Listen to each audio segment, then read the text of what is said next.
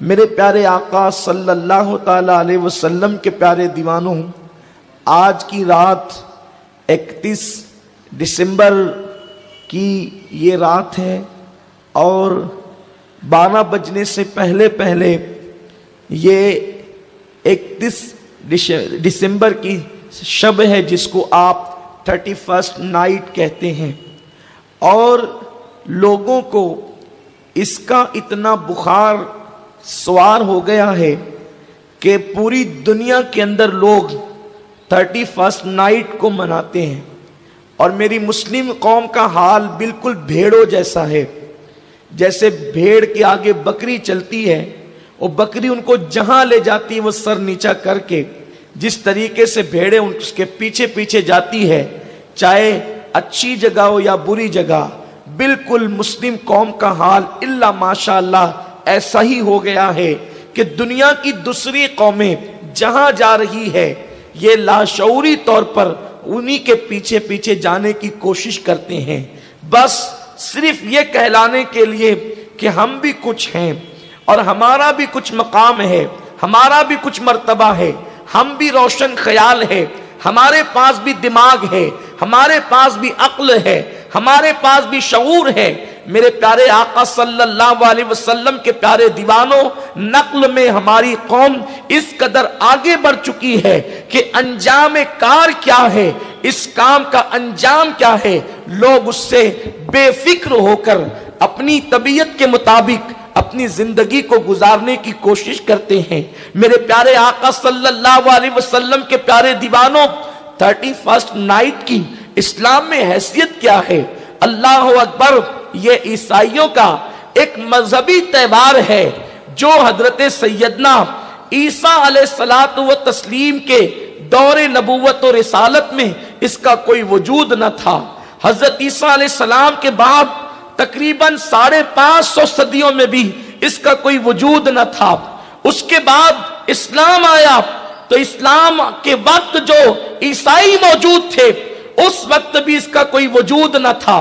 یہ 31st night جو ہے عیسائیوں میں نہ دور عیسیٰ علیہ السلام سے ہے، نہ پھر 5.5 صدیوں میں ہے، اور نہ اس کے بعد 5 صدیوں میں ہے۔ میرے آقا صلی اللہ علیہ وسلم کے پیارے دیوانوں، عیسائی جس تہوار کو اپنا مذہبی تہوار سمجھ کر کے مناتے ہیں، اس تہوار کی حیثیت مذہب عیسائیت میں کوئی حیثیت ہی نہیں رکھتی، اور اس تہوار کی پوزیشن اور اس کی حیثیت اتنی ہے کہ یہ 3 شین سے مشتق ہے۔ اس تہوار کے اندر بس 3 شین ہوتی ہے اور چوتھی کوئی بات نہیں ہوتی، ایک تو شراب، ایک تو شباب اور ایک شاعری۔ یہ 3 شین کا تعلق ہے اس تہوار سے جس کو آپ 31st نائٹ کہتے ہیں۔ حضرت عیسیٰ علیہ السلام جو دین لے کر کے آئے یہ وہی دین تھا جو مصطفیٰ جان رحمت لے کر آئے تھے، اس لیے کہ کوئی بھی نبی اسلام کے سوا کوئی تعلیم لے کر کے نہیں آیا، ہر نبی اسلام کی تعلیم لے کر کے آیا، بلکہ میرے اور آپ کے امام اہل سنت انبیاء کے آنے کا مقصد بیان کرتے ہیں۔ قرنوں بدلی رسولوں کی ہوتی رہی، چاند بدلی کا نکلا ہمارا نبی۔ یہ کیا مطلب ہے؟ سمجھانے کے لیے مثال عرض کروں کہ کوئی بندہ ہوتا ہے، جیسے کہ ایک وزیر ہوتا ہے، اس وزیر کی ایک مسند ہوتی ہے، یعنی کہ یوں سمجھ لے کہ ایک بادشاہ ہوتا ہے، بادشاہ کی ایک مسند ہوتی ہے، اور سارا کاروبار بادشاہ نے چلانا ہوتا ہے۔ بادشاہ کے حکم سے کھانا تقسیم ہوتا ہے، بادشاہ کے حکم سے پانی تقسیم ہوتا ہے، بادشاہ کے حکم سے زندگیاں تقسیم ہوتی ہے، بادشاہ کے حکم سے خلعتیں تقسیم ہوتی ہے، لیکن کسی حکمت کے تحت اس مسند پر بادشاہ جب نہیں بیٹھتا تو لوگ بادشاہ کی مسند پر وزیر کو بٹھاتے ہیں، لیکن وہ وزیر بادشاہ نہیں بن جاتا، بلکہ وہ وزیر بادشاہ کا نائب بن کر اس کی ذمہ داریوں کو نبھاتا ہے۔ تو یوں لوگ کہتے ہیں کہ آج بادشاہ کی بدلی پر کوئی وزیر آ گیا ہے اور وہ اس کی ذمہ داری کو نبھا رہا ہے، بلا تشبیہ بلا تمثیل۔ جو نبوت و رسالت کا منصب ختمی مرتبت صلی اللہ علیہ وسلم کے پاس ہے، اللہ تبارک و تعالیٰ نے اس وقت بھی ان کو نبی رکھا جب آدم و حوا مٹی اور پانی کے درمیان کی منزلیں طے کر رہے ہے اللہ تبارک و تعالیٰ نے اپنا محبوب مطلق، اپنا محبوب اعظم اگر کسی کو کائنات میں بنایا ہے تو وہ صرف محمد الرسول اللہ ہے، اور ڈائریکٹ کوئی اللہ کا محبوب اس دنیا میں نہ ہے، نہ ہو سکتا ہے۔ نہ آدم کو یہ شرف حاصل ہے، نہ موسیٰ کو یہ شرف حاصل ہے، نہ نوح کو یہ شرف حاصل ہے، نہ عیسیٰ کو یہ شرف حاصل ہے۔ یہ سارے انبیاء ڈائریکٹ اللہ کے محبوب نہیں، بلکہ یہ اللہ کے محبوب اس لیے ہے کہ یہ اللہ کے محبوب محمد الرسول اللہ سے محبت کرتے ہیں، اس لیے اللہ نے ان کو اپنا محبوب بنا لیا ہے۔ اسی لیے تو اللہ نے یوم میثاق ان سے وعدہ لیا کہ جب میں تمہیں کتاب و حکمت عطا کروں تو اور تمہارے درمیان میرا حبیب تشریف لائے تو کیا ہوگا؟ کیا تم ان پر ایمان لاؤ گے، ان کی نصرت کرو گے؟ لَتُؤْمِنُنَّ بِهِ وَلَتَنْصُرُنَّ۔ تم اس وقت اپنا کلمہ جب تم پڑھوا رہے ہو اور حبیب آ جائے، جب محبوب آ جائے تو پھر تم اپنا کلمہ نہیں پڑھاؤ گے بلکہ میرے حبیب کا کلمہ پڑھاؤ گے، اور تم بھی اس کے پیچھے پیچھے چلو گے۔ تو یہ کیا مطلب ہوا؟ یہی تو ایسا ہی ہے کہ بادشاہ نہ تھا، وزیر کو اس کی کرسی پہ بٹھایا گیا، لیکن بادشاہ آ گیا تو وزیر کے لیے اٹھ کر کے کھڑا ہونا ضروری ہو گیا اور کرسی چھوڑنا ضروری ہو گیا۔ لَتُؤْمِنُنَّ بِهِ وَلَتَنْصُرُنَّ یہ بتا رہی ہے کہ انبیاء کرام یقیناً نبوت و رسالت لے کر کے آئے، لیکن وہ لوگ مصطفیٰ جان رحمت کے نائب بن کر کے تشریف لائے۔ جو دین حضور لانے والے ہیں حضور علیہ الصلوۃ و تسلیم کے نائب بن کر کے آئے۔ اسی لیے امام کہتے ہیں قرن و بدلی رسولوں کی ہوتی رہی، چاند بدلی کا نکلا ہمارا نبی۔ اس بدلی میں امام نے دونوں جگہ پر الگ الگ معنی میں بدلی کا استعمال کیا ہے۔ آقا کریم کے دیوانوں تو جناب عیسیٰ علیہ السلام بھی وہی دین لے کر آئے جو دین مصطفیٰ جان رحمت لے کر آئے۔ تو اس دین میں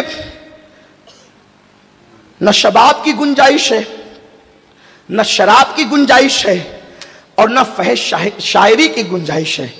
اس کا مطلب یہ ہے کہ یہ جو 31st نائٹ ہے یہ کسی منچلے کی ایجاد ہے، یہ مذہبی قانون نہیں ہو سکتا، اس لیے کہ مذہب کا قانون اتنا پھوڑ نہیں ہو سکتا، مذہب کا قانون اتنا گندا نہیں ہو سکتا، مذہب کا قانون اتنا بدترین نہیں ہو سکتا۔ مذہب بہرحال مذہب ہے۔ اور پھر یہ جو عیسائی کر رہے ہیں، قرآن کی ان کے بارے میں کیا رائے ہے؟ قرآن کیا کہتا ہے؟ ہم جس سورت مبارکہ کو زندگی بھر بڑی کثرت سے پڑھتے ہیں، جو سورت الفاتحہ ہے، جو ام الکتاب ہے، جو سبع مثانی ہے، جو سورت الشفا ہے، جو سورت الدعا ہے، جو کنز الکتاب ہے، جو کنز الحکمہ ہے، اللہ اکبر۔ آقا کریم صلی اللہ علیہ وسلم فرماتے ہیں ساری آسمانی کتابوں کے مضامین قرآن میں اور پورے قرآن کے مضامین سورت الفاتحہ میں۔ اس سورہ فاتحہ میں اللہ نے یہود و نصارہ کی گندگی کو بیان فرمایا، حالانکہ اس دعا کو اللہ نے اس سورت مبارکہ کو خاص کیا دعا کے لیے، اسی لیے اس کا نام سورت الدعا بھی ہے، سورت السوال بھی ہے، مفتاح الکتاب بھی ہے۔ تو اللہ تبارک و تعالیٰ اپنے بندوں سے کثرت سے جس سورت کو پڑھوانا چاہتا ہے یہ سورہ مبارکہ۔ حضرت محبوب الہی نظام الدین اولیاء رحمت اللہ تعالیٰ علیہ فرماتے ہیں اگر کسی کی دعا قبول نہ ہوتی ہو تو وہ سورت الفاتحہ کو اس طرح پڑھے، جس نیت کے ساتھ پڑھے گا فوراً قبول ہوگی۔ بسم اللہ الرحمن الرحیم الحمدللہ رب العالمین الرحمن الرحیم الرحمن الرحیم الرحمن الرحیم مالک یوم الدین ایاک نعبد و ایاک نستعین اہدنا الصراط المستقیم صراط الذین انعمت علیہم غیر المغضوب علیہم ولا الضالین آمین آمین آمین۔ اگر اس طرح کسی نے اس سورت کو پڑھا جس نیت سے پڑھے اللہ اس کی دعا کو فوراً قبول فرمائے۔ یہ سورہ مبارکہ کا اعجاز ہے۔ اس سورہ مبارکہ کے اندر اللہ نے اپنے بندوں کو دعا سکھائی۔ دعا ہے اہدنا الصراط المستقیم، اللہ میں سیدھا راستہ چلا صراط مستقیم پر، اور صراط مستقیم پر ہی خدا ملے گا، صراط مستقیم پر انبیاء ملیں گے، صراط مستقیم پر ہی جنت ملے گی۔ صراط مستقیم کیا ہے تو قرآن اس کو کھولتا ہے، صراط الذین انعمت علیہم، نبیوں کے رستے پر چلا، صدیقین کے راستے پر چلا، شہداء کے راستے پر چلا، صالحین کے راستے پر چلا۔ 4 رستوں کو قرآن نے بیان کیا، نبیوں کا راستہ، صدیقین کا راستہ، شہداء کا راستہ، صالحین کا راستہ۔ یعنی جس راستہ تم چل رہے ہو، اگر تمہیں پتہ کرنا ہے کہ یہ راستہ صراط مستقیم ہے یا نہیں، تو پہلے دیکھو یہ نبی اس راستے پر تھے کہ نہیں تھے۔ جس راستے پر تم چل رہے ہو یہ راہ نبیوں کی ہے کہ نہیں ہے، صدیقین کی ہے کہ نہیں ہے، شہداء کی ہے کہ نہیں ہے، صالحین کی ہے کہ نہیں ہے۔ اگر یہ راستہ ان کا راستہ ہے تو تم صراط مستقیم پر ہو۔ اور پھر قرآن نے اگلی چیز بیان کی، غیر المغضوب علیہم ولا الضالین۔ اللہ ہمیں ان کا راستہ نہ چلا، ٹیڑھا راستہ جو بھٹکے ہوئوں کا ہے اور جن پر تو نے غضب کیا، جن پر غضب کیا اور جو گمراہ ہو گئے، ان کا راستہ نہ چلا۔ تو یہ مغضوب کون ہے؟ مفسرین کا اس پر اتفاق ہے کہ مغضوب سے مراد یہود ہے اور ضالین سے مراد نصرانی عیسائی ہے۔ اب آپ سے میں پوچھنا چاہتا ہوں، کثرت کے ساتھ ہم دعا کرتے ہیں اللہ ہمیں یہود و نصرانی کا راستہ نہ چلا، ہمیں نبیوں کا، صدیقین کا، شہداء کا، صالحین کا راستہ چلا۔ اب آپ سے پوچھنا چاہتا ہوں، یہ 31 نائٹ جو آپ مناتے ہیں یا لوگ منا رہے ہیں، میں سوال کرنا چاہتا ہوں، یہ تو نصرانیوں کی ایجاد ہے، اور یہود و نصارہ دنیا کی وہ بدترین قوم ہے جنہوں نے انبیاء کو قتل کیا، جنہوں نے انبیاء پہ الزامات لگائے، انبیاء کی ماں پہ الزام لگایا۔ آپ جانتے ہیں یہود سے اللہ تبارک و تعالیٰ نے کتنی نفرت فرمائی اور نفرت کرنے کا حکم دیا۔ میرا رب ارشاد فرماتا ہے علیہم الذلہ والمسکنہ، کہ اللہ نے ان پہ ذلت اور غربت کو مسلط کر دیا ہے، اس لیے کہ یہ انبیاء کے قاتل ہیں، انبیاء کے گستاخ ہیں۔ اور انہی یہودیوں نے عیسائیوں کے اندر 12 فرقے پیدا کیے۔ یہ فرقوں کی بنیاد عیسائیت میں یہودیوں نے رکھی تاکہ عیسائیوں کا مذہب عیسائیوں کے ہاتھوں سے چھوٹ جائے۔ اور آج عیسائی اپنے آپ کو عیسائی تو کہتے ہیں، لیکن وہ مذہب عیسائیت پر، یعنی عیسیٰ علیہ السلام جو مذہب لے کر کے آئے، وہ اس مذہب پر نہیں بلکہ یہودیوں کے گڑے ہوئے مذہب پر وہ اپنی زندگی گزار رہے ہیں۔ میرے پیارے آقا علیہ السلام کے پیارے دیوانوں، میں ایک سوال تم سے پوچھنا چاہتا ہوں، ایک سوال آپ سے کرنا چاہتا ہوں۔ اگر کوئی آپ کا دشمن ہو تو کیا اس دشمن کی خوشی میں آپ شرکت کرتے ہیں یا شرکت کر سکتے ہیں؟ اگر خود کا دشمن ہو اور دشمنی صرف اتنی ہو، اتنی سی دشمنی ہو کہ آپ کے گھر کی آنگن میں اس نے کچرا لا کر کے ڈال دیا، اب آپ بتائیں اگر اس سے جھگڑا ہو گیا ہے تو وہ شادی کا کارڈ دے گا بیٹی کا، آپ شریک نہیں ہوں گے، وہ میرا دشمن ہے۔ اللہ اکبر۔ اسی طریقے سے آپ دیکھیں، اگر بچے پہ جھگڑا ہو جائے اور دشمنی ہو جائے تو آپ اس کے گھر کی خوشی میں شریک نہیں ہوتے عام طور پر، یہی تو بات ہے۔ لیکن آؤ عیسائیوں کی خوشیوں میں شریک ہونے والوں، 31 نائٹ منانے والے ان نوجوانوں سے میری گزارش ہے، اے میری قوم کے جوانوں، اگر ایمانی غیرت تمہارے اندر موجود ہے، تمہارا مذہب تو یہ کہہ رہا ہے کہ اللہ ہمیں عیسائی اور یہودی کے راستے پر نہ چلا، لیکن پھر بھی اگر اسلام اتنی بات کرتا تو یقیناً ہمارے لیے یہی قابل عمل تھی۔ قرآن کا فرمان ہمارے لیے حرف آخر ہے، قرآن کا فرمان ہمارے لیے حتمی اور یقینی ہے۔ قرآن نے جس کو دوست کہہ دیا وہ ہمارا دوست ہے، قرآن نے جس کو دشمن کہہ دیا وہ ہمارا دشمن ہے۔ غیر المغضوب علیہم ولا الضالین، عیسائیوں کے تہوار سے رکنے کے لیے کافی تھا، روکنے کے لیے کافی تھا، لیکن تم نہ رکے۔ تو آج میں تمہیں بتاؤں، تمہارا دنیا میں سب سے بڑا دشمن اگر کوئی ہے وہ یا تو یہودی ہے یا تو عیسائی ہے، اور اب تو یہودیوں سے بڑھ کر عیسائی جو ہے وہ تم پہ ظلم کر رہے ہیں۔ کہاں ہے وہ نوجوان؟ ان کے کانوں تک کہ میرا درد دل پہنچا دیا جائے، فقیر بے نوا کی صدا پہنچا دی جائے۔ عراق کی سرزمین پر ہونے والے ظلم پر ماتم کرنے والوں، سیریا پر لوٹنے والے دعا پر ماتم کرنے والوں، حلب کی تباہی پر ماتم کرنے والوں، یمن کی بستی کو قبرستان میں تبدیل ہونے پر آنسو بہانے والوں، لیبیا کی تباہی پر آنسو بہانے والوں، بیت المقدس کے اندر ایک ایک لڑکی مسلمان کے ساتھ 800 فوجی کا زنا بیان کر کے اور سن کر کے رونے والوں، میں تم سے پوچھنا چاہتا ہوں کہ یہ ظلم کون کر رہا ہے؟ سریا میں اٹھنے والے دھوئے کا ذمہ دار کون ہے؟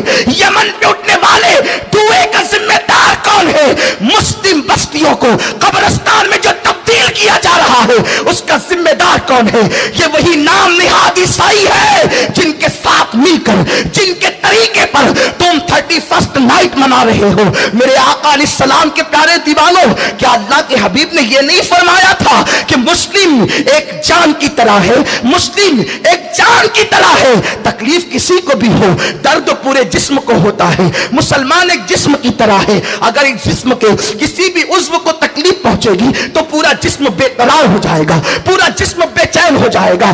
3 مرتبہ ایک دن میں پیٹ بھر کر کے کھانے والوں، ذرا ان شام کے مسلمان معصوم بچوں کی بھوک کی تڑپ تو دیکھ لیتے جن کو کھانے کے لیے کچھ میسر نہیں۔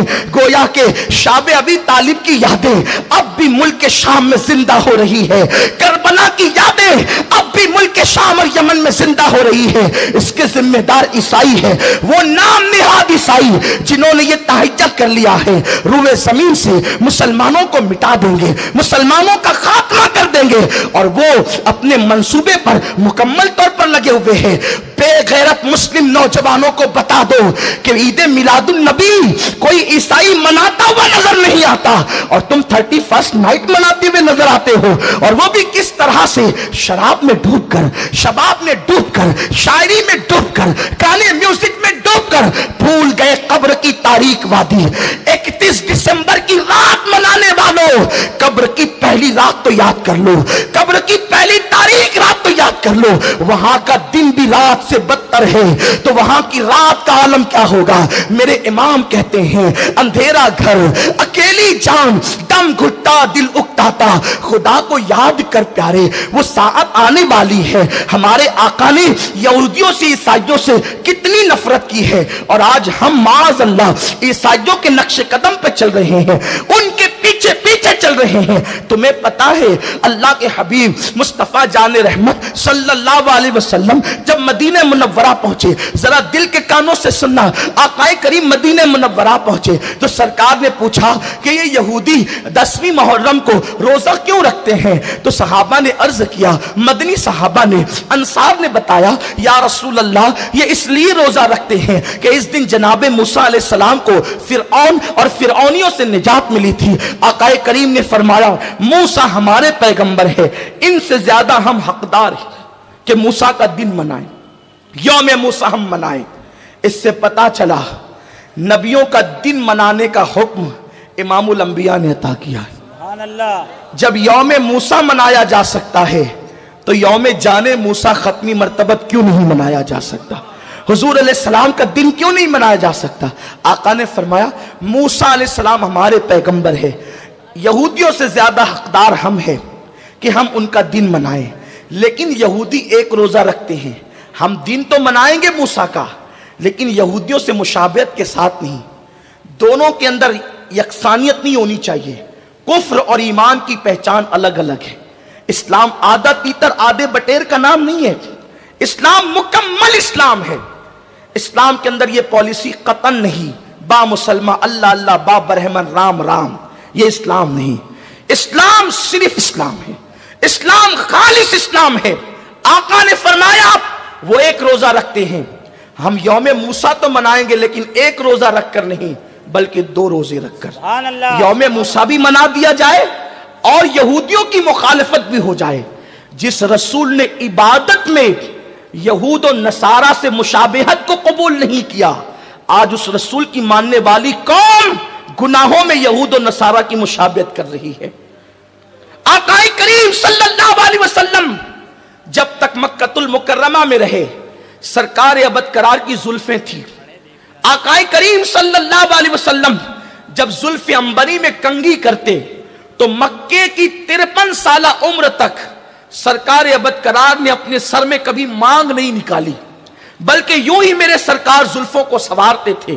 بلکہ یہاں ایک حدیث پیش کروں کہ حضور علیہ السلام کا زلفوں کو سنوارنا، کنگھی کرنا، یہ امت کی تعلیم کے لیے تھا، ورنہ سرکار علیہ السلام کی زلفیں 63 साल पूरी जिंदगी में कभी बिखरी ही नहीं। नींद में भी मेरे आका की जुल्फे सौरी रहती थी।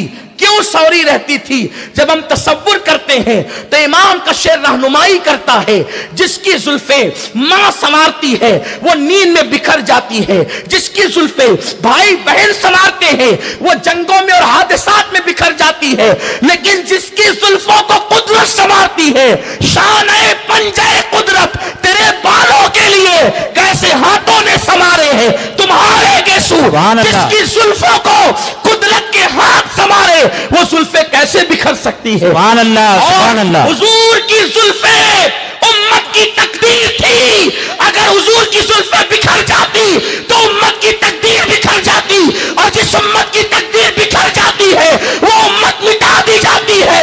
अल्लाह ने जुल्फे मुस्तफा को तकदीर उम्मत करार दिया, इसलिए बता दिया महबूब तेरी जुल्फे तेरी उम्मत की तकदीर है, इसे कभी बिखरने नहीं दूंगा, उसको मैं संभालने का इंतजाम करूं। नारे तकबीर, नारे रिसालत, शान-ए उलमाए अहले सुन्नत, शान-ए पंजे कुदरत तेरे बालों के लिए कैसे हाथों ने संवारे हैं तुम्हारे गेसू।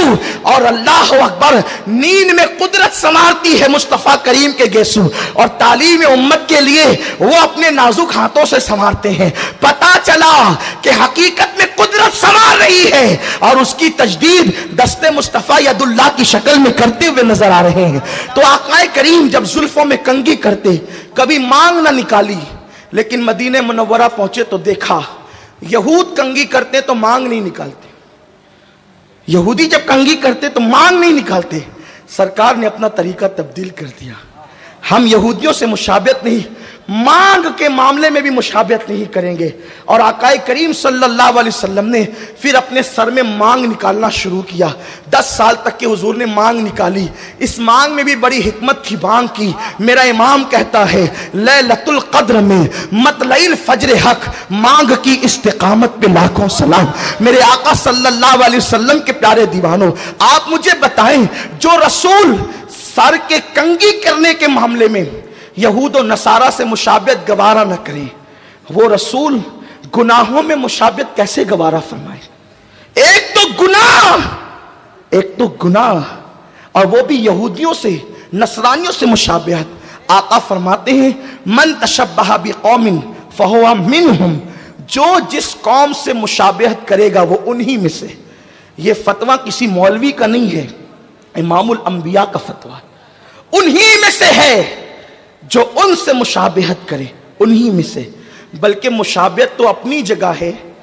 इमाम गजाली रहमतुल्लाह अलैह एक वाकया लिखते हैं, बड़ा दर्दनाक वाकया है कि एक बहुत बड़ा मुहद्दिस आलिम और फकीह जब मरा तो कुफ्र पर मरा, कुफ्र पर उसका इंतकाल हुआ।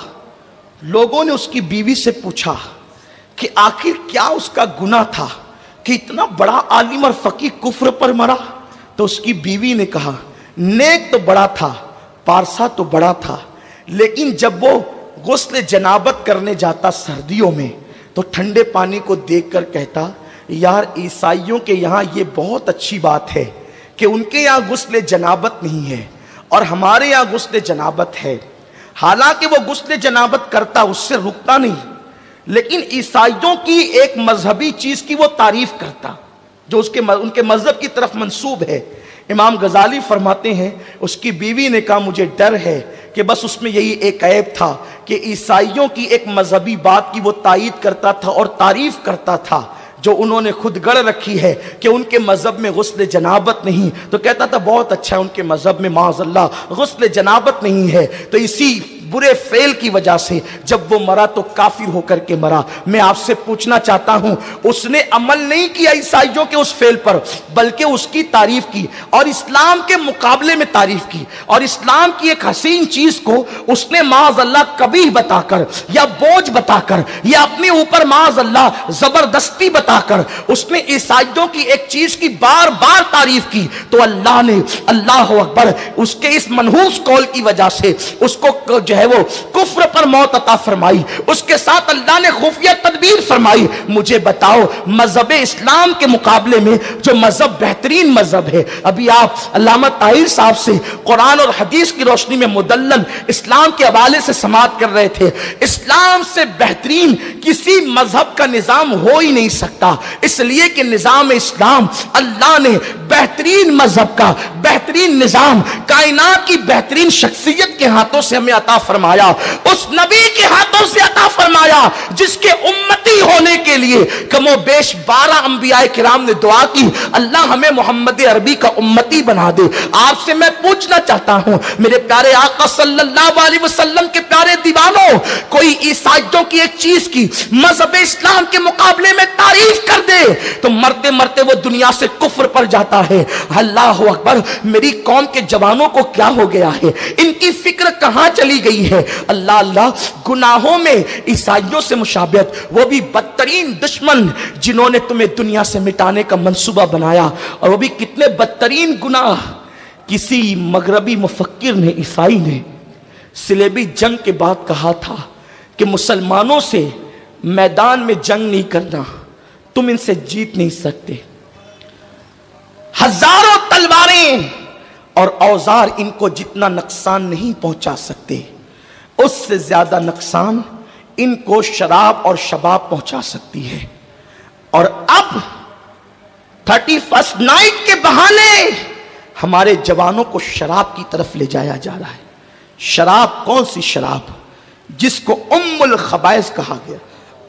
ام الخبائث یہ وہ گناہ ہے کہ جب بندہ شراب میں ڈوب جاتا ہے تو اس سے ہر گناہ کروایا جا سکتا ہے، اس لیے کہ شراب پینے کے بعد انسان کی عقل سلامت نہیں رہتی، اور جب جب اس امت کے ہاتھ میں شراب کا پیالہ آیا، شراب کا پیالہ اور تلوار گردن پر، یہ دونوں لازمی ہے۔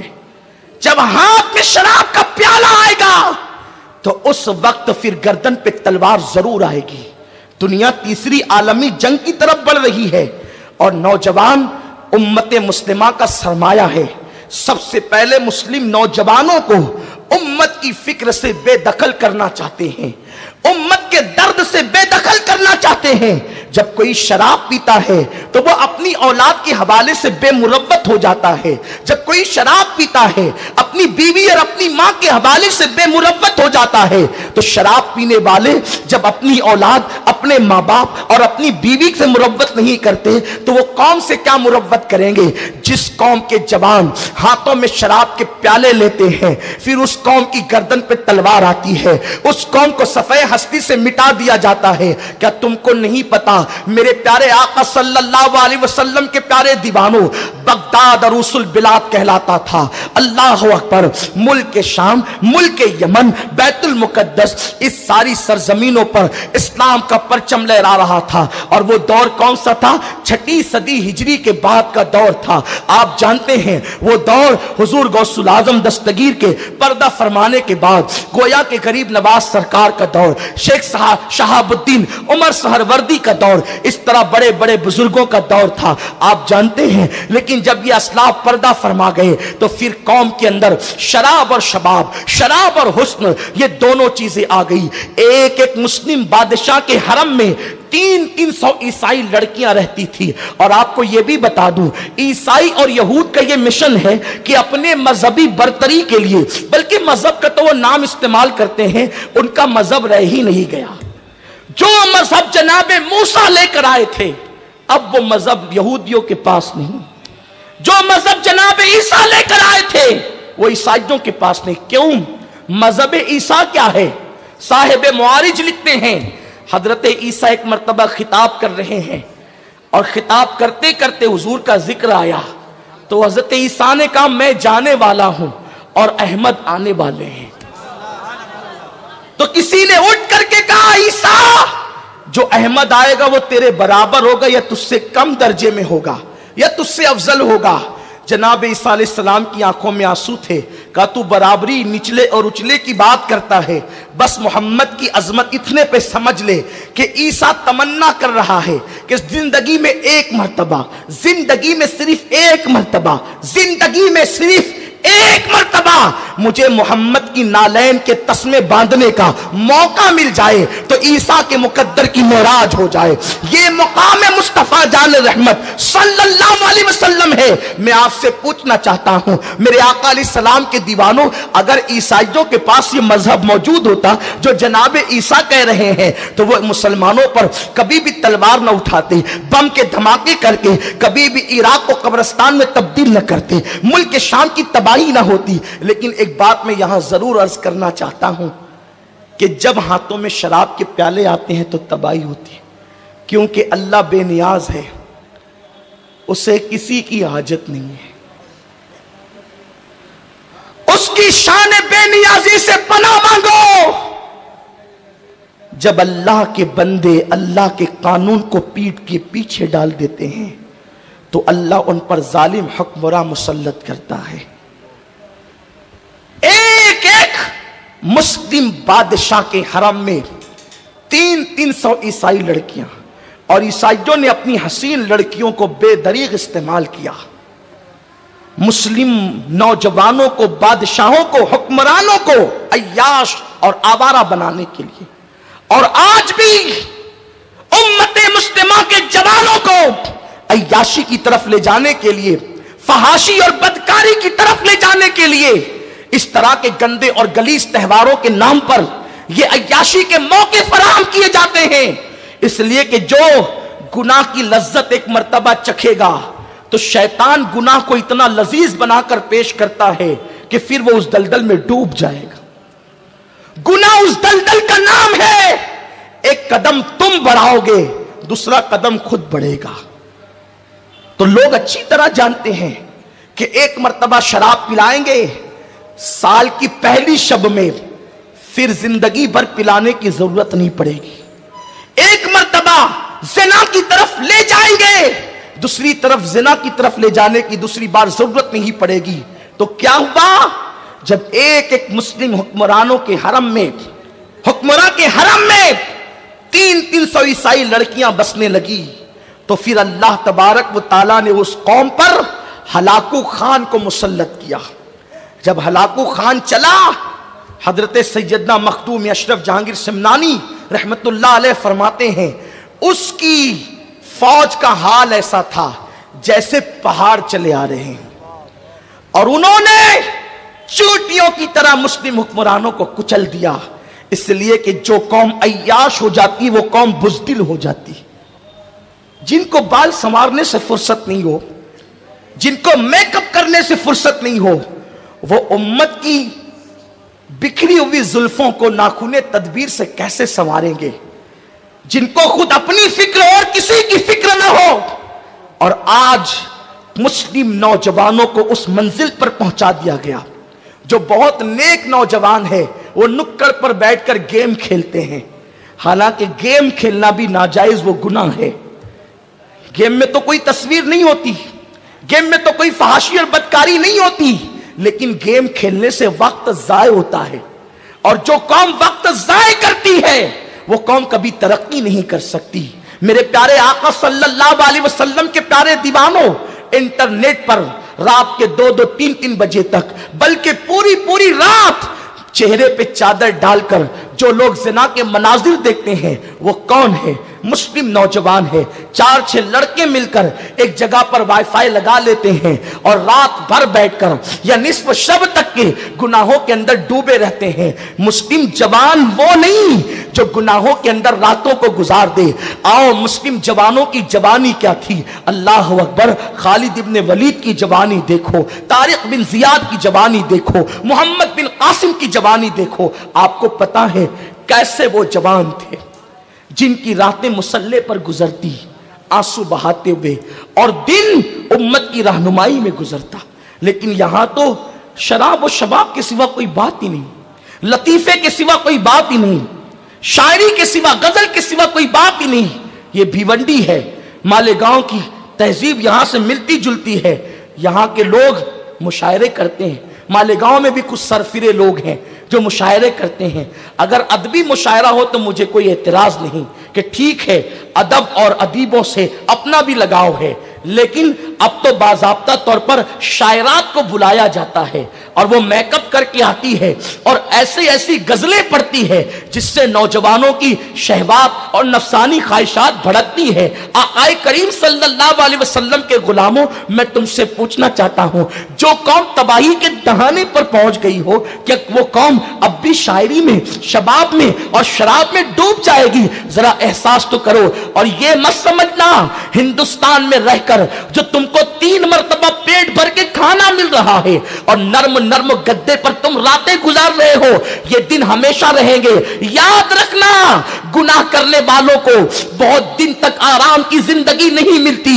اللہ تبارک و تعالی مجرموں کو بہت دن تک کے مہلت نہیں دیتا، پھر میرا اللہ خفیہ تدبیر کرتا ہے۔ تمہیں پتا ہے گناہ کرنے والوں کو صرف ہلاک نہیں کیا جاتا، بلکہ جو گنہگاروں کی صحبت میں رہتے ہیں اللہ ان کو بھی ہلاک کر دیتا ہے۔ میرے آقا مصطفیٰ کریم رؤوف الرحیم صلی اللہ علیہ وسلم نے فرمایا، اگر طوفان نوح سے کوئی بچ سکتا تھا، نوح کے طوفان سے، وہ اللہ نے جو عذاب بھیجا تھا قوم نوح پر طوفان، اگر اس سے کوئی بچ سکتا تھا تو وہ ایک 6 مہینے کا بچہ بچ سکتا تھا۔ 6 مہینے کا ایک بچہ تھا اور وہ اپنی پاپی مشرکہ اور نوح علیہ السلام کا مذاق اڑانے والی ماں کی گود میں تھا۔ جب طوفان آیا، زمین سے پانی نکلا، آسمانوں سے پانی برسا، حتیٰ کہ روایتوں میں یہاں تک آیا ہے کہ جو جلتے ہوئے تندور تھے اس سے بھی پانی نکلنے لگا، اور اس عذاب کے اندر حضرت نوح کی بیوی بھی ڈوب گئی، نوح کی بیوی بھی ڈوب گئی، نوح علیہ السلام کا بیٹا بھی ڈوب گیا۔ غور تو کریں، کس بلا کی میں سے ہے سرشار ہم، دن ڈھلا ہوتے نہیں ہوشیار ہم۔ اگر جناب نوح کی بیوی اللہ کے پیغمبر کی مخالفت کرے تو اللہ اس کو بھی عذاب میں غرق کر دے۔ ہم آخر کون سے سرخاب کے پر لے کر کے آئے ہیں کہ ہم جو کریں ہمیں کچھ نہیں ہوگا، ہمیں کچھ نہیں ہوگا؟ ہم نے غوث و خواجہ کا دامن پکڑا، ہمیں کچھ نہیں ہوگا؟ ہم رسول اللہ کی امتی، ہمیں کچھ نہیں ہوگا؟ سنو، امت محمدیہ پر اجتماعی عذاب نہیں آئے گا، یعنی جیسے اور قوموں کو مکمل طور پہ تباہ کر دیا گیا ویسے امت محمدیہ تباہ نہیں ہوگی، کیونکہ میرے آقا نے فرمایا میری امت کبھی گمراہی پر جمع نہیں ہو سکتی۔ جب امتی گمراہی پر ساری امت جمع نہیں ہوگی تو یہ ہلاک بھی نہیں ہوں گے، یہ مخالفت کریں گے گمراہوں کی تو ہلاک نہیں ہوں گے، لیکن اجتماعی عذاب نہیں آ سکتا، انفرادی عذاب آ سکتا ہے۔ تم خود گناہ کرو گے تو ہلاک کر دیے جاؤ گے، تباہ اور برباد کر دیے جاؤ گے۔ میرے آقا فرماتے ہیں طوفان نوح سے اگر کوئی بچ سکتا تھا تو ایک 6 مہینے کا بچہ، لیکن وہ بھی نہیں بچا۔ ایک ماں جو جناب نوح کی نافرمان تھی، ان کا مذاق اڑانے والی اور قوم نوح کا ساتھ دینے والی تھی، وہ اپنے بچے کو گود میں لے کر کے بھاگی اور ایک ٹیلے پر چڑھ گئی، پانی وہاں تک پہنچا، اس کے گود میں بچہ تھا۔ آقا فرماتے ہیں کمر تک پانی ہوا تو اس نے بچے کو اٹھایا، پھر اور اوپر پانی ہوا تو اس نے کندھے پہ بٹھایا، کندھوں تک پانی گیا تو اس نے سر پہ بٹھایا، لیکن جب سر تک پانی گیا تو بچہ بھی ڈوب گیا، اس کی ماں بھی ڈوب گئی۔ شارحین کہتے ہیں بچے کا قصور کیا تھا؟ وہ تو 6 مہینے کا بچہ تھا۔ امام ابن جریر طبری فرماتے ہیں وہ 6 مہینے کا بچہ تھا، اس کا قصور کیا تھا؟ وہ کیوں ڈوب گیا؟ اس کے ڈوبنے کی وجہ کیا تھی؟ تو خود ہی جواب دیتے ہیں وہ بچہ تو بے قصور تھا، لیکن جس کے سر پہ بیٹھا تھا وہ سر قصوروار تھا، وہ سر مجرم تھا، وہ سر گنہگار تھا۔ تو گنہگار کے وجود سے اس کا جسم مس تھا، اس لیے اللہ نے اس کو بھی غرق کر دیا۔ مجھے بتاؤ میرے پیارے آقا صلی اللہ علیہ وسلم کے دیوانوں، ایک 6 مہینے کا بچہ ایک مجرمہ کی گود میں ہو، اس کے سر پہ ہو، اس کے کندھے پہ ہو، تو اللہ اس بچے بچے کو بھی عذاب میں گرفتار کرتا ہے، اور ہم تو کن جرائم کی طرف جا رہے ہیں؟ اللہ اکبر، جن جرائم کو، بلکہ جس جرم کو آقا نے ام الخبائث کہا ہے، آپ جانتے ہیں آقا کریم رؤوف الرحیم صلی اللہ علیہ وسلم فرماتے ہیں کہ میرے اللہ نے مجھے بیان کیا، اور میرے اللہ نے مجھ سے یہ کہا، مجھے اپنے عزت و جلال کی قسم، مجھے میری کبریائی کی قسم، اے محبوب تیرا کوئی امتی جتنا شراب پیے گا، جتنی مقدار میں شراب پیے گا، اتنی ہی مقدار کے اندر میں اس کو جہنمیوں کا پیپ پلاؤں گا۔ اور اللہ عز و جل نے فرمایا حبیب جو تیرا کوئی امتی شراب جتنی مقدار میں پیے گا، میں اتنی مقدار میں اس کو جہنمیوں کا پیپ پلاؤں گا، اور اس پر جنت کی خوشبو کو بھی حرام کر دوں گا۔ میرے آقا صلی اللہ علیہ وسلم کے پیارے دیوانوں، یہ کون کہہ رہا ہے؟ یہ وہ رحمتیں تمام کہہ رہا ہے جو پوری رات تک کے امت کی مغفرت کے لیے دعا کرتے رہے۔ لوگوں، آج ہمیں نشے کی طرف لے جایا جا رہا ہے، ہمارے چھوٹی چھوٹی عمر کے جوانوں کو نشے کی طرف لے جانے کی کوشش کی جا رہی ہے۔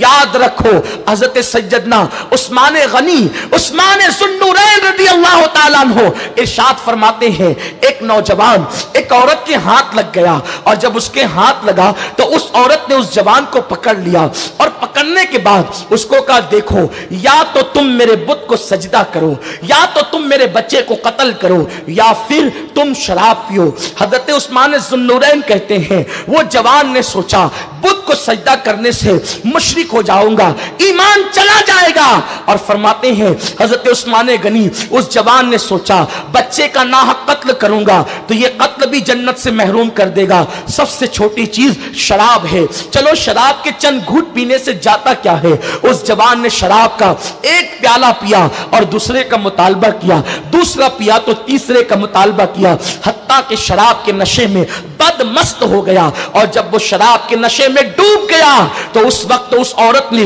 اللہ اکبر اس سے اپنے آپ سے زنا بھی کروایا، بچے کا قتل بھی کروایا، اور اپنے بت کو سجدہ بھی کروایا۔ میرے آقا صلی اللہ علیہ وسلم کے دیوانوں، میں آپ سے پوچھنا چاہتا ہوں، یہ شراب ام الخبائث ہے، یہ تباہی اور بربادی کے دہانے پر لے جانے کی چیز ہے۔ نشہ اللہ اکبر ہمارے جوانوں کو تباہی کے دہانے پر پہنچا رہا ہے۔ آئیے اپنے آقا کریم کی امت کو گناہ سے بچانے کے لیے آج ہم عہد کریں، حالانکہ یہ نیا سال ہمارا نیا سال نہیں ہے، شریعت عیسوی منسوخ ہو چکی ہے، لیکن اگر عرف میں پہچان کے لیے کوئی اس کو نیا سال کہتا ہے تو ٹھیک ہے، کوئی بات نہیں۔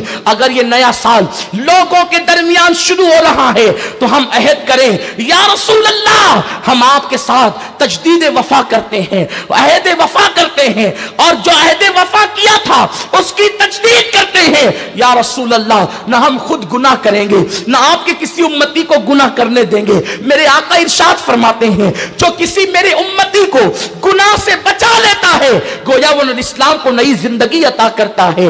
اللہ اکبر۔ اور نشے میں نوجوان اتنے ڈوبتے جا رہے ہیں کہ اللہ اکبر مسلم آبادی کے اندر نشہ آور چیزیں فروخت کی جا رہی ہے، منصوبہ بند طریقے سے مسلم نوجوانوں کو نشے کا عادی بنایا جا رہا ہے۔ میں والدین سے کہوں گا بالخصوص کالجوں کے اندر جاسوس چھوڑے جا رہے ہیں، یونیورسٹیوں میں جاسوس چھوڑے جا رہے ہیں کہ مسلمانوں کا کون سا بچہ ہے جو پڑھ لکھ کر کے ترقی کر سکتا ہے، بلندی پر جا سکتا ہے، اور وہ اللہ اکبر قوم کی قسمت کے ستارے کو اللہ اکبر اوج سریا تک جو ہے وہ لے جانے کی کوشش کر سکتا ہے۔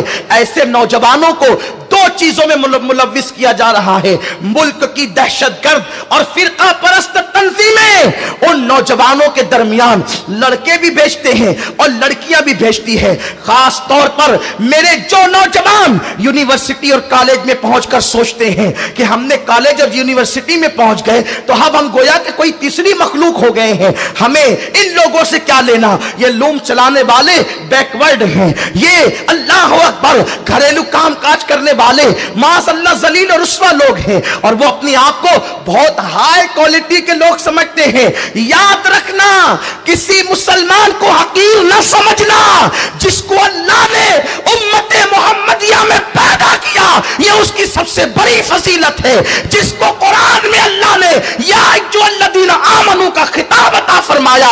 ان سے بڑھ کر کے وی آئی پی کون ہوگا؟ ان سے بڑھ کر عظمت والا کون ہوگا؟ ان سے بڑھ کر بزرگی والا کون ہوگا؟ میرے آقا صلی اللہ علیہ وسلم کے دیوانوں، تو میری قوم کے کچھ نوجوان اپنے آپ کو روشن خیال تصور کرتے ہیں۔ یہ روشن خیالی نہیں، یہ فکر کی تاریکی ہے، یہ فکر کا بودا پن ہے۔ مسلم مذہبی جوانوں سے دوستیاں توڑ کر مشرک جوانوں سے دوستیاں جوڑتے ہیں، ان کی طرح کھائیں گے، ان کی طرح رہیں گے، محلے میں آدھی آدھی چڈی پہن کر گھومنے میں فخر محسوس کرتے۔ او بدبختو، اللہ کے حبیب صلی اللہ تعالی علیہ وسلم نے ارشاد فرمایا کہ جب جب کافر، جو تم دوست بناتے ہو نا کافروں کو دوست مت بناؤ۔ جب جب تمہیں اچھائی پہنچے گی تو کافر کو برا لگے گا، جب تمہیں خوشی ہوگی تو اس کو غم ہوگا، اور جب تمہیں غم ہوگا اسے خوشی ہوگی۔ کافر کبھی مومن کا دوست نہیں ہو سکتا۔ اللہ پاک قرآن میں فرماتا ہے وَلَن تَرْضَىٰ عَنْكَ الْيَهُودَ وَلَا النَّصَارَىٰ حَتَّىٰ تَتَّبِعَ مِلَّتَهُمْ۔ یہودی اور نصرانی تم سے کبھی یہ کفر کی دنیا خوش نہیں ہو سکتی جب تک کہ تم خود ان کا مذہب اختیار نہ کر لو۔ تم ان سے دوستی کر کے یہ سوچتے ہو ہم روشن خیال ہیں، یہ خیالات کی تاریکی ہے، تاریکی۔ اللہ رب العزت نے کافروں کی محبت اور مودت سے منع فرمایا۔ ضرورت کے مطابق جیسے کام کے لیے کسی سے سامنا پڑتا ہے بس اتنا، ان کو دوست مت بناؤ۔ دوست تو کہتے ہیں جس سے محبت کی جائے، جس سے پیار کیا جائے، اور جب دوستی ہوتی ہے تو پھر ان کے تہواروں میں بھی جاتے ہو۔ مشرکین کے تہواروں میں مسلم نوجوان جاتے ہیں اور اپنے ہاتھوں کے اندر گنڈے بندواتے ہیں، میں اس کا نام نہیں لوں گا، آپ کو پتا ہے۔ دوست کی بہن بھی دوست بہن ہو گئی اور اس کے ہاتھوں سے راکیاں بندوائی جاتی ہے۔ یہ کفر ہے، اس لیے کہ یہ شعار کفر ہے، اس لیے فقہا نے فرمایا کفر ہے۔ حضرت مجدد الفسانی شیخ احمد سرہندی رحمت اللہ علیہ فرماتے ہیں جو مشرکین کے تہوار میں جائز سمجھ کر شرکت کرے یہ بھی کفر ہے۔ امام اہل سنت اعلی حضرت نے یہاں تک لکھا کہ جن دنوں مشرکین تہوار کے موقع پہ مٹھائی خریدتے ہیں، ان کی مشابہت اختیار کرنے کے لیے اس تہوار کے موقع پہ جو مٹھائی خریدے گا یہ بھی کفر ہے۔ ایمان اور کفر میں اتنا باریک اور کمزور رشتہ ہے، جیسے آٹے سے بال نکل جاتا ہے خبر نہیں ہوتی، ویسے دلوں سے ایمان نکل جاتا ہے۔ مشرکین کے تہوار کے موقع پر ان سے مشابہت اختیار کرتے ہوئے مٹھائی خریدنا کفر ہے، تو یہ جو ناچ رہے ہو یہ کیا ہے؟ یہ جو میوزک بجا رہے ہو یہ کیا ہے؟ یہ جو شراب کی محفلیں سجا رہے ہو یہ کیا ہے؟ یہ جو پٹاخے پھوڑ رہے ہو یہ کیا ہے؟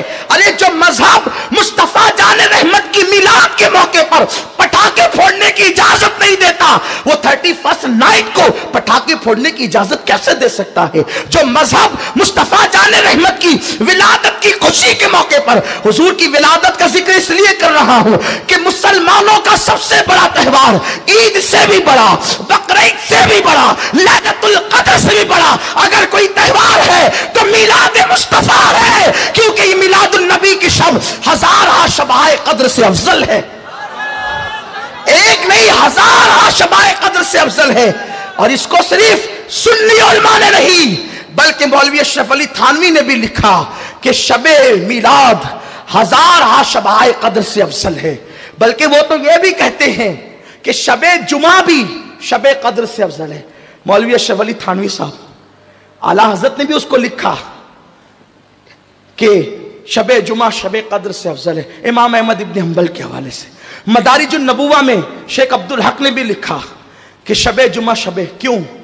اور میرے امام نے تو لکھنے کا حق ادا کیا، فرماتے شب جمعہ شب قدر سے افضل اس لیے ہے کہ شب جمعہ ہی میں نور محمدی عبداللہ کی پیشانی سے رضی اللہ تعالیٰ عنہ سلام اللہ علیہ، ان کی پیشانی سے نور نکل کر سیدہ آمنہ سلام اللہ علیہ کے پیٹ میں آیا۔ تب اعلیٰ حضرت کا قلم بھی تو قلم ہے نا، اعلیٰ حضرت فرماتے ہیں اس شب جو نعمت مسلمانوں کو ملی اب قیامت تک یہ نعمت کب مل سکتی ہے؟ نور مصطفیٰ کا منتقل ہونا. تو نور شکم آمنہ میں آیا, وہ رات شب قدر سے افضل ہو گئی. اور جس دن وہ نور زمین پہ قدم رنجا ہوا, وہ دن ساری عیدوں سے بڑھ کر عیدوں کی عید ہو گیا. لوگ کہتے ہیں قرآن کے اندر عید میلاد کا ذکر کہا ہے. میں نے کہا پڑھ سورہ والضحیٰ. اللہ فرماتا ہے والضحیٰ واللیل اذا سجا. اٹھا کر دیکھ تفسیر عزیزی, اسماعیل دہلوی کا چچا لکھ رہا ہے جو ہمارا آقا ہے. شاہ عبد العزیز لکھتے ہیں کیونکہ امام اہل سنت نے لکھا کہ قرآن کی ایک آیت کی 70,000 تفسیر ہے. تو والضحیٰ واللیل اذا سجا کا مطلب شاہ عبد العزیز یوں کہتے ہیں, والضحیٰ کا مطلب یہ ہے حبیب جس صبح کو تو پیدا ہوا تیرے میلاد کی صبح کی قسم, اور جب تو معراج پر گیا تو تیرے جانے کی قسم. گویا کہ والضحیٰ واللیل بتا رہی ہے کہ تو آیا تو اس کی بھی قسم, تو گیا تو اس کی بھی قسم. نعرہ تکبیر, نعرہ رسالت, مسلک اعلی حضرت.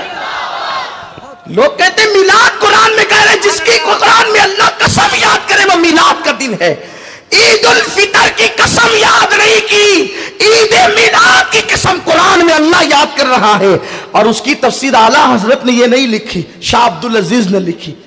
جس گھر سے وابیت کا چوہا نکلا اسی گھر سے ایمان کا نور بھی اس طرح پھوٹ رہا ہے کہ اللہ کے حبیب علیہ السلام کی عظمت کے ڈنکے وہ خاندان کے لوگ بجاتے ہوئے نظر آ رہے ہیں. تو عرض یہ کر رہا تھا, میلاد کا ذکر اس لیے کر رہا ہوں کہ یہ عیدوں کی عید ہے, یہ عیدوں کی. بلکہ آپ کو کہوں لوگ 31 کو آمد عیسیٰ مناتے ہیں.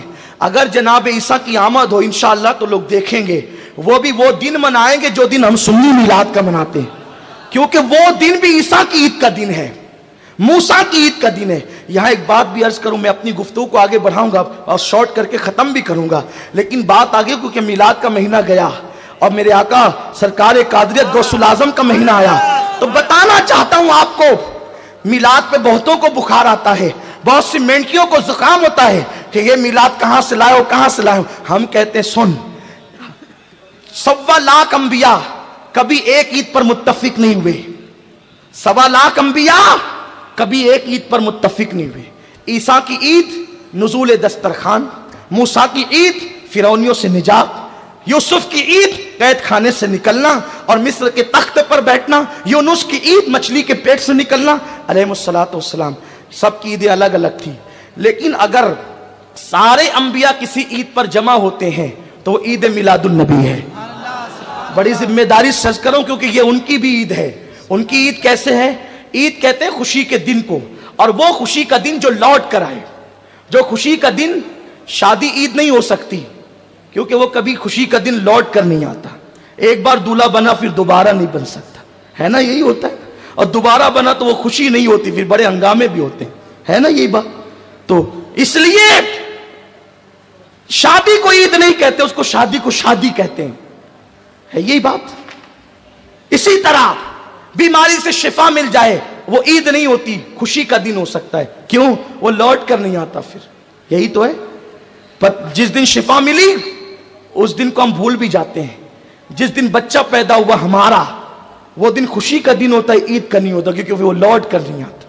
عید اس خوشی کو کہتے ہیں جو لوٹ لوٹ کر آئے, بار بار آئے اور اس کا جشن کیا جائے. تو عید میلاد النبی بار بار لوٹ کر آتی ہے نا, اور ہم ان کو جشن کے طور پہ مناتے ہیں. صحابہ نے بھی منائی. نعمت الکبریٰ میں صدیق اکبر کا قول ہے, صدیق اکبر کہتے ہیں جس نے میلاد پر 1 روپیہ خرچ کیا وہ ابو بکر کے ساتھ جنت میں جائے گا. لیکن میں اس پر کوئی تبصرہ بھی نہیں کرتا, صرف اتنا بتانا چاہتا ہوں انبیاء کی بھی عید ہے, عید میلاد. یہی بات کر رہا تھا, آگے بڑھوں گا انشاءاللہ. یہ کیوں عید ہے اس کو ایک چھوٹی سی مثال کے ذریعے سمجھے. 1.25 لاکھ انبیاء ایک عید پر کبھی جمع نہیں ہوئے کم و بیش, عید میلاد پر سب جمع ہے. کیوں جمع ہے؟ اس لیے کہ یہ ان کے عید کا دن ہے, ان کے لیے خوشی کا دن. خوشی کا دن کیوں ہے؟ اس لیے کہ ایک چھوٹی سی مثال, یہ ہمارے احباب بیٹھے ہوئے لوگ جو ہے رمضان شریف میں 29 روزے بڑے شوق سے رکھتے ہیں. 30واں روزہ لوگوں پہ بڑا بھاری پڑتا ہے. کیا ہوا؟ 29 روزے رکھے, 30ویں روزے کے حوالے سے بڑے ہنگامے ہونے لگے, رکھیں کہ نہیں رکھیں. ایسے میں یہ یہاں پر علامہ مفتی طاہر صاحب ہیں, ذمہ دار اور بھی علماء ہوں گے, جو چاند کے معاملے میں جو ہے وہ فیصلے کرتے ہوں گے. ہمارے وقار بھائی آئے. وقار بھائی نے کہا مفتی صاحب عید کی تیاری نہیں کرنا ہے؟ کل عید نہیں پڑھانا آپ نے؟ کہا پڑھانا تو ہے لیکن کل نہیں, کیونکہ چاند ہوگا تو عید ہوگی نا. وقار بھائی نے کہا نہیں چاند ہو گیا. کہا کیا, کیسے چاند ہو گیا؟ کہا ہمارے پورے محلے میں بچے چلا رہے چاند ہو گیا, اور پورے بھیونڈی کے مارکیٹ بھر گئے چاند ہو گیا, اٹھیے عید منائیے.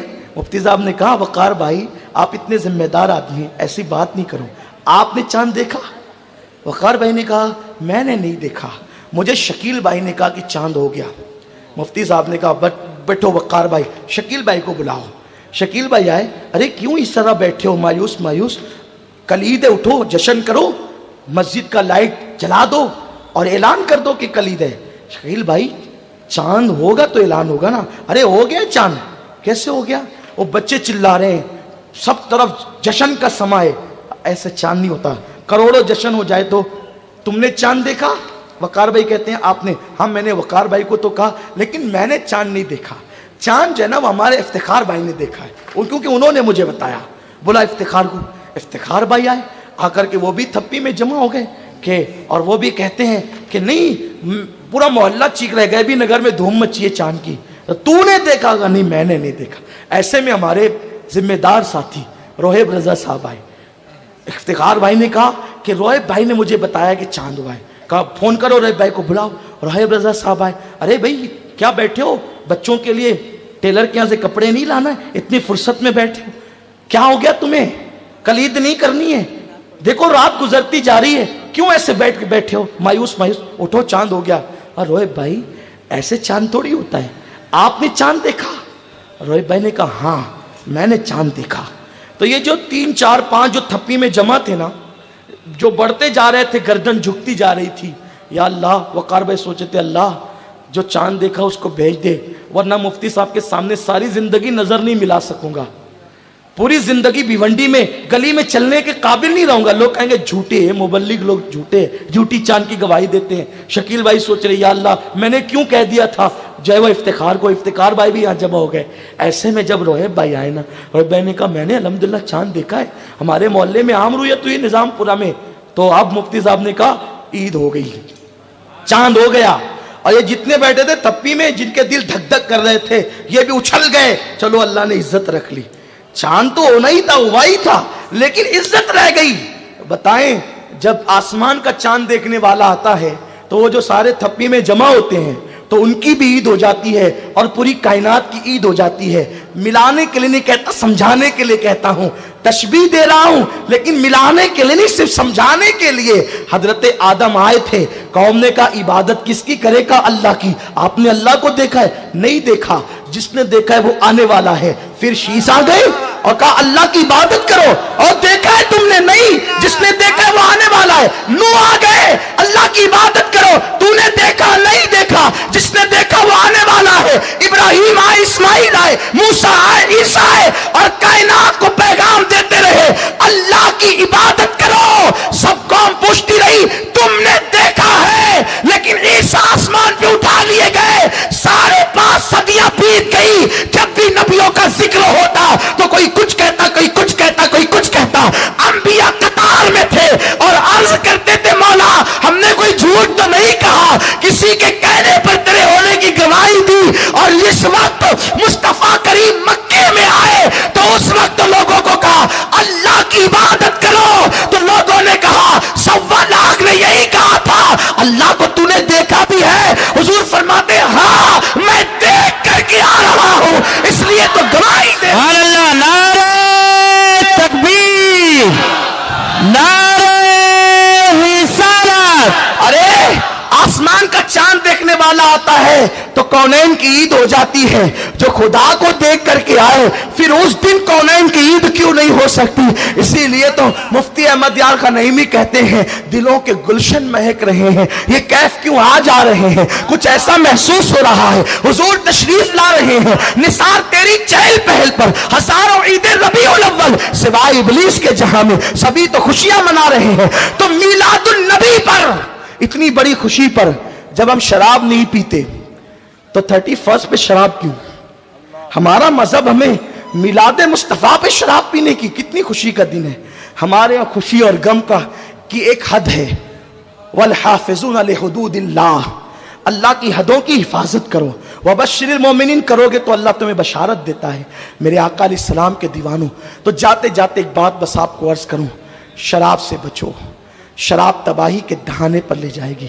اور زندگی میں اگر کوئی شباب کی طرف آپ کو دعوت دے، کالج اور یونیورسٹیوں میں لڑکے اور لڑکیاں چھوڑی جا رہی ہے تاکہ وہ تمہیں پڑھنے والے بچوں کو شراب کا عادی بنا دے، نشے کا، اور لڑکیاں اپنے دام تزویر میں، اپنے دام فریب میں گرفتار کر کے تمہارے ذہن کو پڑھائی سے ہٹا سکے.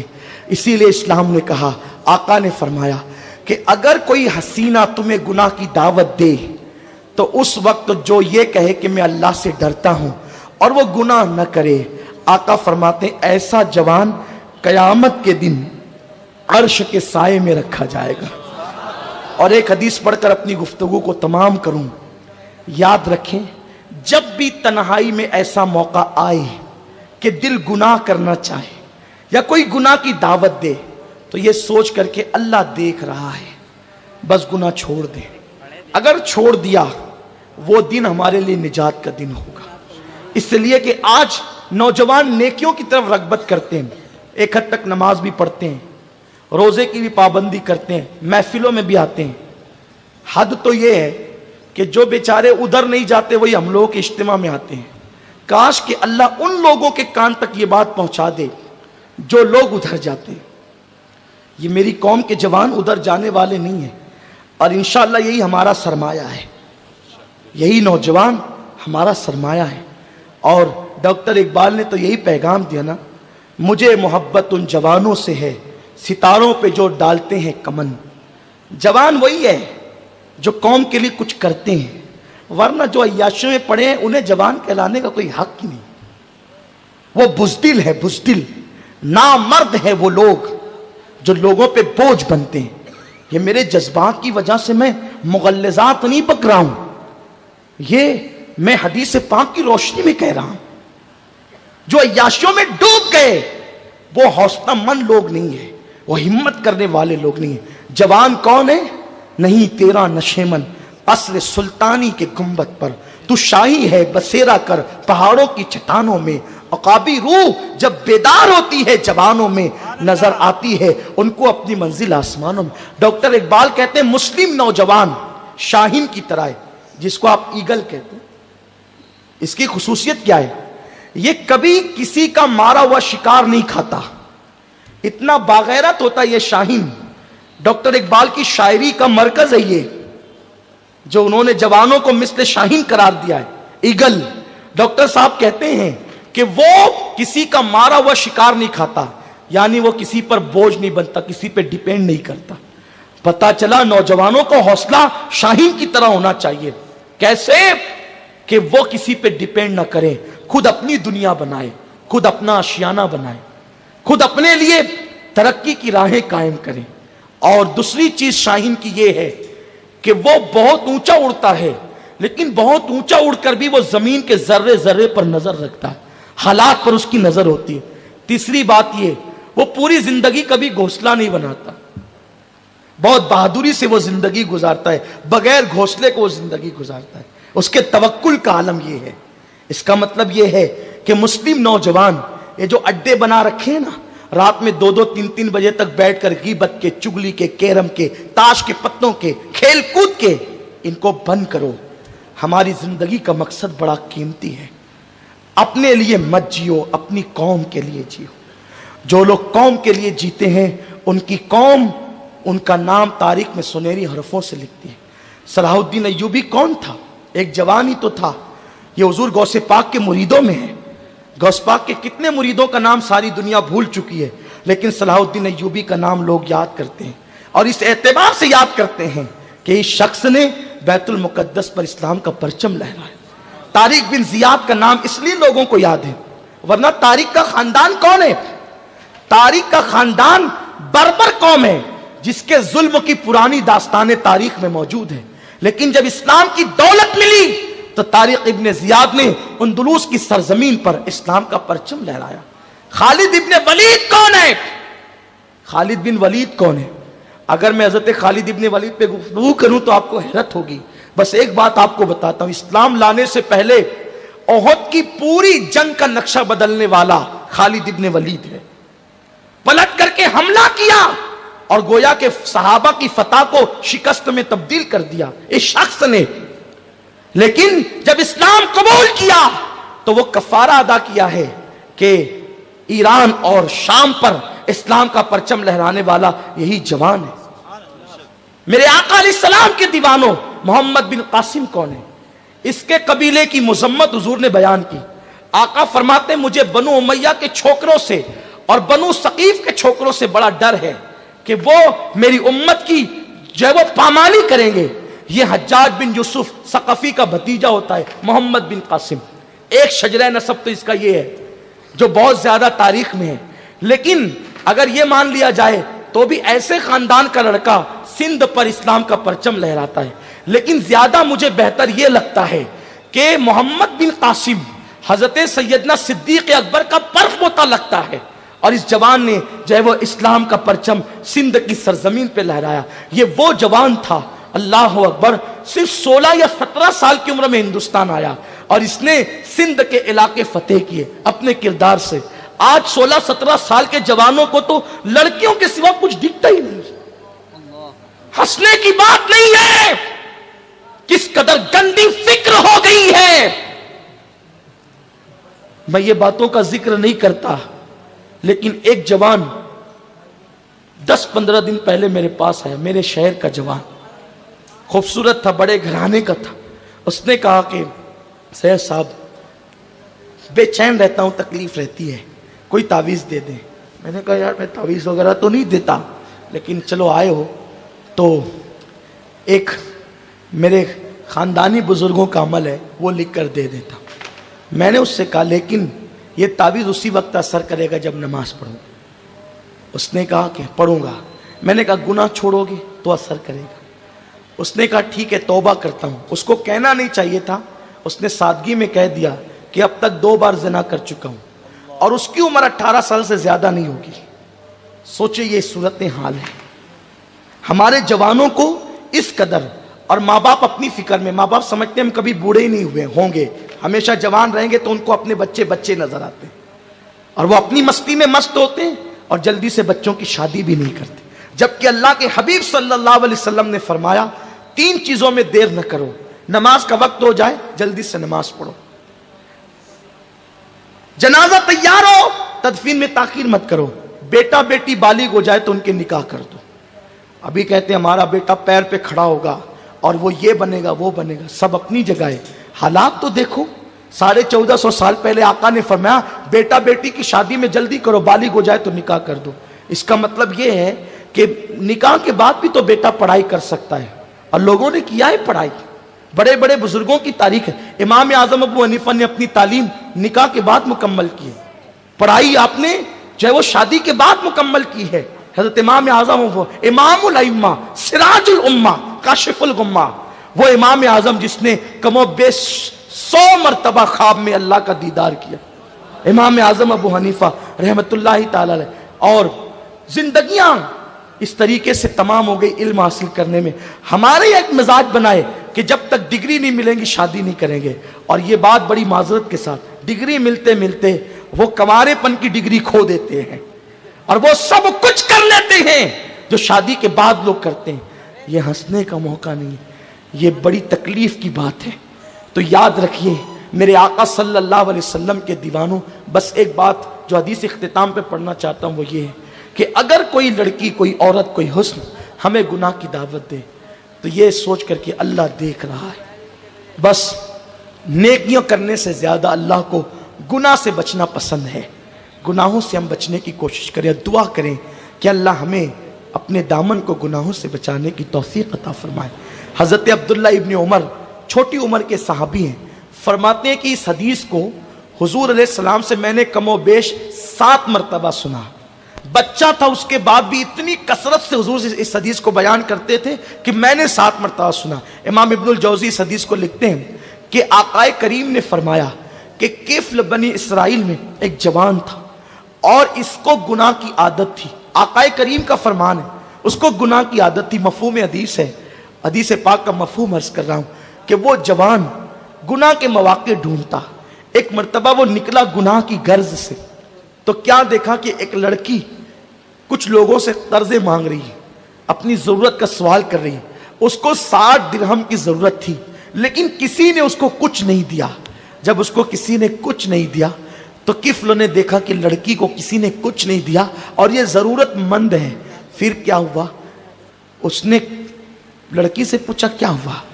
उसने कहा मुझे 60 दिरहम की जरूरत है।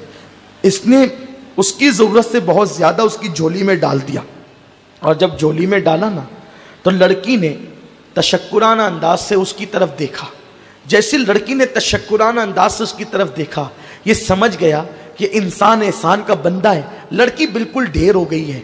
तो उस वक्त इसने क्या किया कि लड़की से कहा तुझे किसी ने कुछ नहीं दिया और मैंने तेरी इतनी बड़ी मदद की, मैं इस पर कुछ नहीं चाहता, बस एक बात चाहता हूं कि तुझे अपने घर ले जाकर अपना मेहमान बनाना चाहता हूं। थोड़ी देर बैठकर मुझसे कुछ बातें कर, ताकि मैं तुझसे बातें करके तुझे रुखसत कर दूं। लड़की चूंकि पैसे उसको मिले थे, इंसान एहसान का बंदा होता है। यहाँ ये बात मैं अपनी कौम के हर मालदार से, हर बागैरत इंसान से कहूँगा कि अगर कौम की बच्चियाँ या बच्चे सवाल लेकर के आया करें तो हम कोशिश करें कि उनके सवाल को पूरा कर दें। इसलिए कि आज जो अय्याशियाँ और फहाशी और बदकारी फैल रही है, उसमें गुर्बत का भी बड़ा दखल है। कौम की बच्चियाँ लुटती है, पिटती है, और फिर एक वक्त तो वो आता है कि माज़ अल्लाह वो गुनाहों की राह पर चली जाती है। नौजवान लड़कों का भी ये हाल होता जा रहा है। इसलिए सदका देने से अफजल है कि हम किसी को कर्जा दें। इमाम अहले सुन्नत ने हदीस लिखी है कि अगर आप किसी को कर्जा देते हैं तो ये सदका देने से अफजल है, क्योंकि सदका मांगने वाले भिखारी रोज मांगते हैं, कर्जा इंसान उस वक्त मांगता है जब उसको जरूरत होती है। और जिसने किसी को कर्जा दिया तो जब तक कि वो कर्जा वापस नहीं देगा, हर दिन उतनी रकम अल्लाह आपको सदका करने का सवाब अता फरमाए। यानी 500 किसी को कर्जा दिया तो अब जब तक वो 500 वापस नहीं आते, रोजाना 500 सदका देने का सवाब आपके नामे अमाल में लिखा जा रहा है। मेरे आका अलैहिस्सलाम के दीवानों, लेकिन अब ये फिक्र चली गई, ये सोच चली गई। अब लोग जो है खुद गर्ज बन गए, होकर भी नहीं देते। लोगों देकर तो देखो अल्लाह कैसा करीम है। बहरहाल किफल ने उसके झोली में पैसे डाले, लड़की उसके साथ जाने के लिए तैयार हो गई। जब लड़की उसके साथ जाने के लिए तैयार हो गई तो ये गए घर में दाखिल हुआ, सारे खिड़की दरवाजे बंद कर दिए, और बंद करने के बाद लड़की के पास बैठा और खिसकने लगा। लड़की ने उसको देखा तो उसने कहा कि मेरी एक ख्वाहिश है, नफ्स की वो पूरी कर दे। लड़की खड़ी हुई और थर थर कांपने लगी। उसने कहा किसी ने तेरी मदद नहीं की, तू किससे डर रही है? और कोई देखने वाला भी नहीं है, सारे खिड़की और दरवाजे मैंने बंद कर दिए। लड़की ने कहा किफल, मैं जानती हूँ तूने कई मर्तबा वो गुनाह किया होगा जो तू आज करने जा रहा है, जिसको ज़िना कहते हैं, लेकिन मैंने कभी ये गुनाह नहीं किया। मैं इसलिए डर रही हूँ कि मेरा और तेरा अल्लाह तुझे देख रहा है, मुझे भी देख रहा है। क़यामत के दिन जब अल्लाह अपने नामा अमाल पढ़ने का हमें हुक्म देगा तो मैं किस मुंह से पढ़ूंगी कि मैंने ज़िना किया था। ज़िना करके अपनी माँ के सामने इंसान इज़हार नहीं कर सकता कि मैंने ज़िना किया था। ज़िना करके बीवी के सामने इंसान इज़हार नहीं कर सकता कि मैंने ज़िना किया था। क़यामत के दिन अल्लाह तुम्हारे नामे अमाल तुम्हारे हाथों में देगा और फरमाएगा इक़रा किताबक, पढ़ अपना नामे अमाल। मेरी कौम के उन नौजवानों तक कोई ये बात तो पहुंचा दे जिस गुनाह का इकरार हम अपनी माँ के सामने नहीं कर सकते, जिस गुनाह का इकरार हम अपने बाप और अपनी बीवी, हत्ता कि हम अपने बच्चों के सामने नहीं कर सकते। अगर बेटों को पता चल जाए कि मेरा बाप ज़ानी है तो बेटों के दिल से बाप की अजमत निकल जाती है। नादान, जिस गुनाह का इकरार तू बेटे के सामने करने से डरता है, जब क़यामत में सारे अव्वलीन और आखिरीन जमा होंगे और अल्लाह तेरा नाम अमाल तेरे हाथ में थमाएगा और फरमाएगा इक़रा किताबक, پڑھ اپنا نام اعمال.